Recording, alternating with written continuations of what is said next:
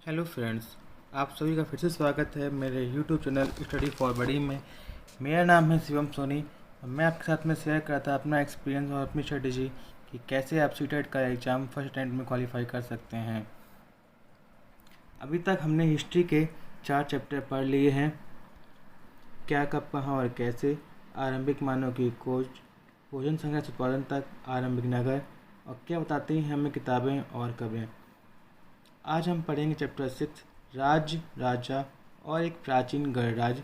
इसमें हम राज्य के बारे में और राजाओं के बारे में पढ़ेंगे।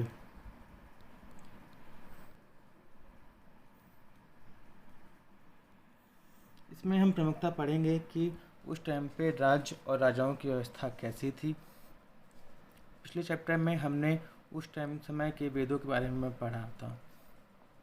जैसे कि आपने अभी पढ़ा था पिछले चैप्टर में कि पहले जो राजा होते थे वो लोगों के द्वारा चुने जाते थे, लेकिन लगभग 300 साल पहले इस व्यवस्था में परिवर्तन आया। आपसे क्वेश्चन पूछ सकता है कि राजा बनने की प्रक्रिया में परिवर्तन कब आया, तो आपका आंसर हो जाएगा 3000 साल पहले। और ये परिवर्तन किस चीज़ के द्वारा आया? ये आया अश्वमेध यज्ञ के द्वारा। अभी तक राजा जो होते थे वो लोगों के द्वारा में चुने जाते थे, लेकिन 3000 साल पहले जो अंतर आया, परिवर्तन आया, वो इस प्रकार आया कि अब राजाओं ने अश्वमेध यज्ञ कराना शुरू कर दिया था। आपने रामायण में भी शायद देखा होगा कि अश्वमेध यज्ञ होता था।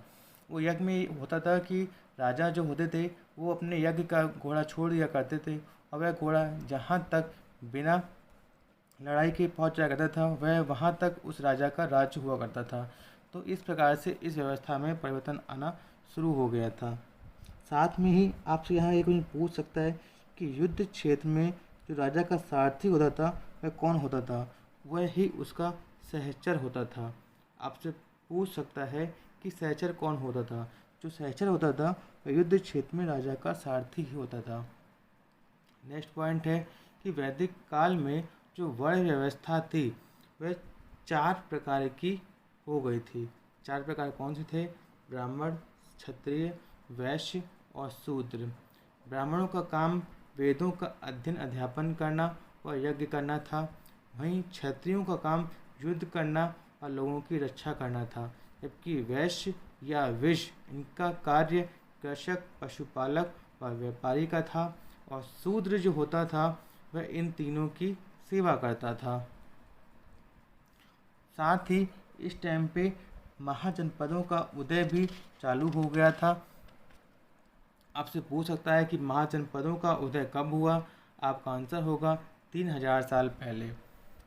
महाजनपदों के उदय के साथ में ही एक परिवर्तन और आया था। वह आया था कैसी के क्षेत्र में।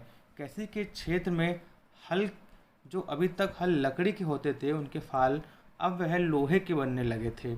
इससे क्या हुआ?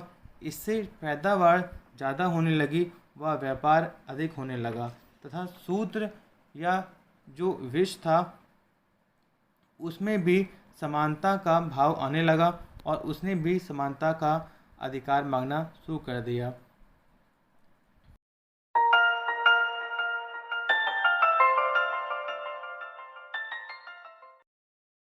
सिकंदर का एक क्वेश्चन पूछा जाता है कि सिकंदर जो मैसिडोनिया का राजा था उसने कब आक्रमण किया? आपका आंसर हो जाएगा 2300 साल पहले। यहाँ पे अगला पॉइंट है, गण शब्द का प्रयोग कई सदस्यों वाले समूह के लिए होता था तथा संघ का प्रयोग संगठन या सभा के लिए होता था। इसमें आपने बुद्ध और महावीर ये दोनों ही गण या संघ से संबंधित थे। नेक्स्ट पॉइंट है कि दीघ निकाय एक प्रसिद्ध बौद्ध ग्रंथ है जिसमें बुद्ध के कई व्याख्यान दिए गए हैं। इन्हें करीब 2300 साल पहले लिखा गया था। आपसे पूछ सकता है कि दीघ निकाय क्या है?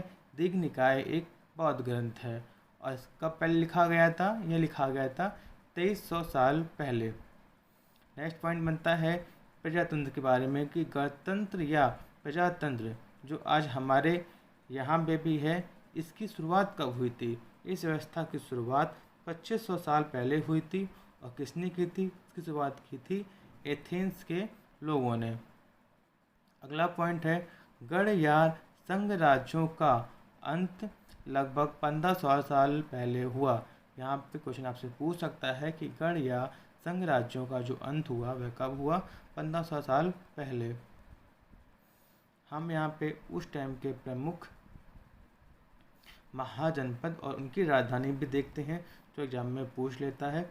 जैसे कि अंग, जिसकी राजधानी थी चंपा, काशी, जिसकी राजधानी थी बनारस या वाराणसी, मगध, जिसकी राजधानी थी पाटलिपुत्र या राजगीर, बाद में राजगीर हो गई, पहले राजगीर थी सॉरी, वैसे कि मगध जिसकी राजधानी पहले राजगीर थी और बाद में पाटलिपुत्र हो गई थी।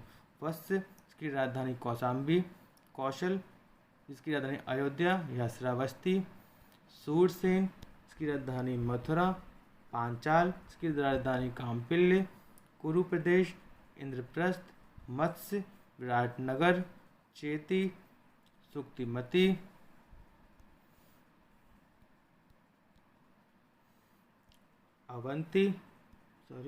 अवंती, उज्जैन, गांधार, तक्षशिला, कंबोज, राजपुर या हादक, अशमक, पोतन या पोटिल, वज्जी, वैशाली और मल्ल की कुशीनगर और पावापुरा।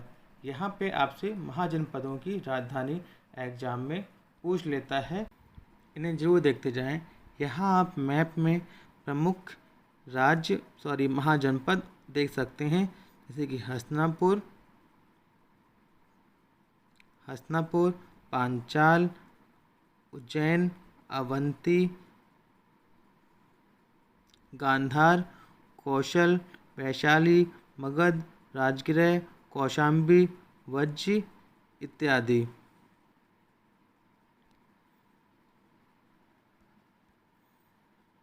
तो इस प्रकार यह चैप्टर में इतना ही था। नेक्स्ट चैप्टर में हम कल मिलेंगे। तब तक पढ़ते जाएं, रिवाइज करते जाएं, नोट्स बनाते जाएं और अपने दोस्तों के साथ में शेयर करते जाएं। तब तक के लिए नमस्कार।